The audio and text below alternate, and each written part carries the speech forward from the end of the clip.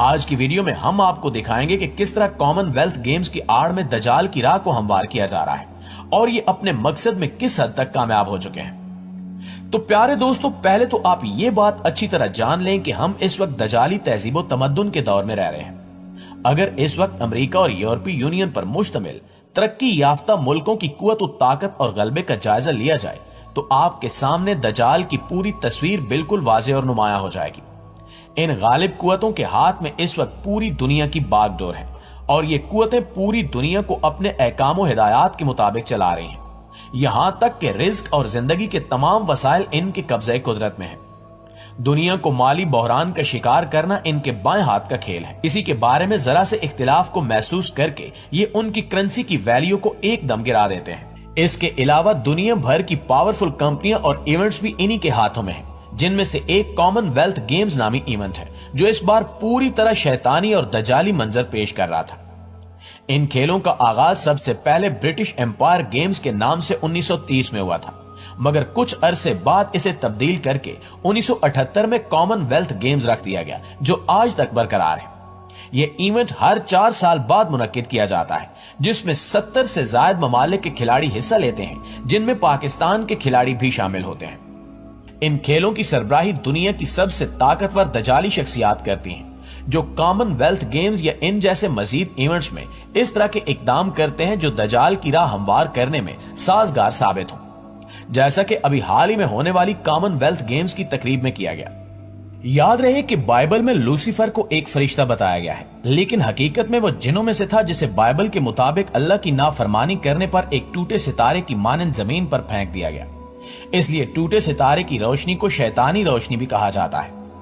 اب اگر ہم کامن ویلتھ گیمز کی افتتاحی تقریب کی بات کریں تو اس میں بھی ہم دیکھتے ہیں کہ کچھ سفید روشنی والے ستارے پوری دنیا میں آ کر گرتے ہیں، جو اصل میں لوسیفر کی طاقت کو دکھا رہے ہیں، اور یہ طاقت دنیا کے ہر کونے میں پہنچ رہی ہے۔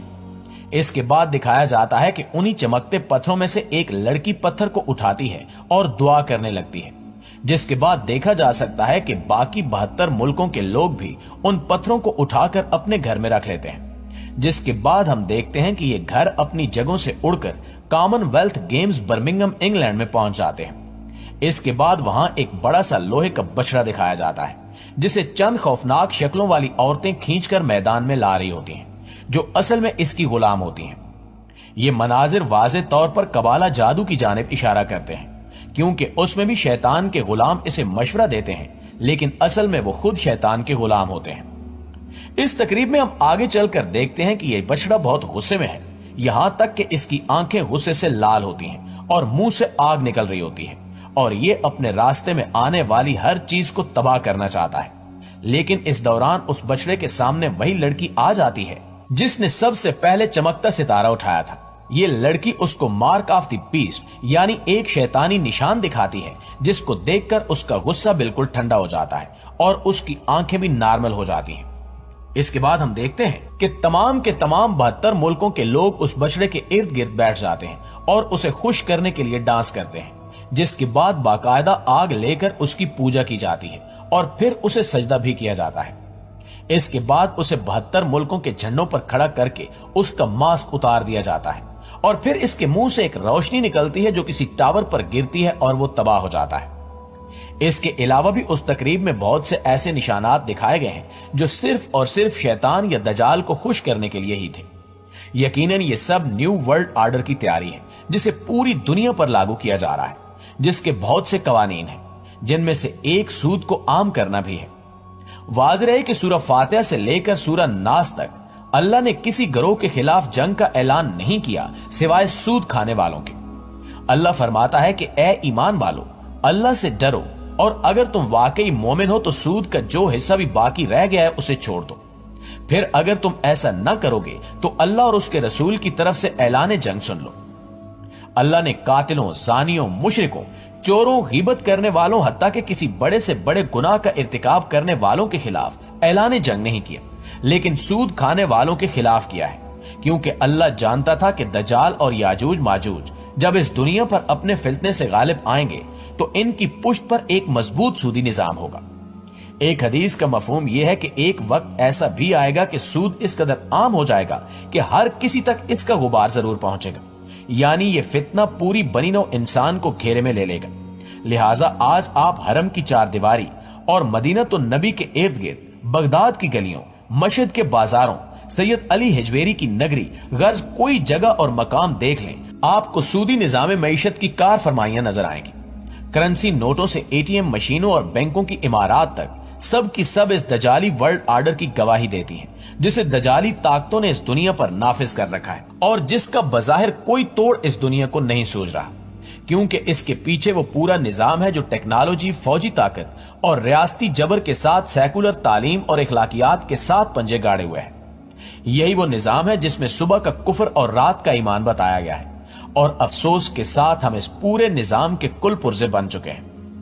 दोस्तों, ये तो बहुत से लोग जानते हैं कि दुनिया की मईशत को दो इदारे, वर्ल्ड बैंक और IMF यानी इंटरनेशनल मॉनेटरी फंड चला रहे हैं। ये भी लोगों को मालूम है कि इनको आलमी मईशत की नब्ज कहा जाता है और दुनिया की मईशत का इन्हिसार इन दोनों इदारों पर माना जाता है, जबकि ये भी सब जानते हैं कि ये इदारे किस तरह मकरूज मुल्कों पर दबाव डालकर वसाइल पर तसर्रुफ और मकासद पर अपनी अजारादारी कायम करते हैं। लेकिन ये बहुत कम लोग जानते हैं कि दुनिया के चलाने वाले इन इदारों को कौन चलाता है। लिहाजा आपको बताते चलें कि इनको इंटरनेशनल बैंकर्स का ग्रुप चलाता है और इस ग्रुप को फ्री मैसनरी के बिग ब्रदर चलाते हैं, जो दज्जाल के आलमी इक्तिदार की राह हमवार करने के लिए पूरी दुनिया की मईशत को काबू में रखने के लिए सरगर्म है। कुछ अर्सा पहले कारपोरेशंस की हुकूमत नामी एक किताब छपी थी जो एक अमरीकी जोड़े ने लिखी है, जो बैरून अमरीका मल्टीनेशनल कंपनियों की इंसानियत सोज कार्रवाइयों को करीब से देखते रहे और आखिरकार इस बात पर मजबूर हुए कि नौकरी छोड़ छाड़ कर अमरीका वापस जाएं और अपने हम वतनों को नादीदा कुव्वतों की कारिस्तानियों से आगाह करें। इन्होंने करेंसी नोट के मुतालिक लिखा कि आहिस्ता आहिस्ता ये भी खत्म हो जाएगा और फिर इसकी जगह क्रेडिट कार्ड ले लेगा। फिर क्रेडिट कार्ड भी खत्म हो जाएगा, जिसके बाद लोग कंप्यूटर के जरिए आदादो शुमार बराबर कर सकेंगे और बस फिर हाथ में कुछ भी नहीं होगा। नाज़रीन ग्रामी, इसके बाद central bank, bank of international settlement और वर्ल्ड बैंक काम करने के मजाज नहीं होंगे। यहां तक कि प्राइवेट बैंक भी गैर कानूनी होंगे। इसके अलावा उजरतों के तनाज़ात की इजाजत नहीं दी जाएगी और न ही इनहराफ की इजाजत दी जाएगी, और जो भी कानून तोड़ेगा उसे सजाए मौत दे दी जाएगी। अशराफिया तबके के अलावा किसी के हाथों में नकदी या सिक्के नहीं दिए जाएंगे, बल्कि तमाम लेन देन सिर्फ और सिर्फ क्रेडिट कार्ड के जरिए होगा।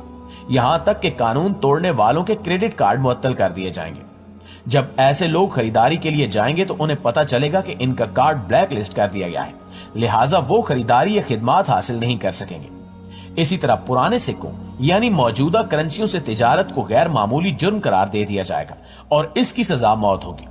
लिहाजा दोस्तों, अब हमें इस निजाम के लिए मुकम्मल तौर पर तैयार रहना चाहिए, क्योंकि कॉमनवेल्थ गेम्स के बाद इस निजाम को राइज करने का बाकायदा ऐलान कर दिया गया है, जिसके समरात भी मिलना शुरू हो गए हैं।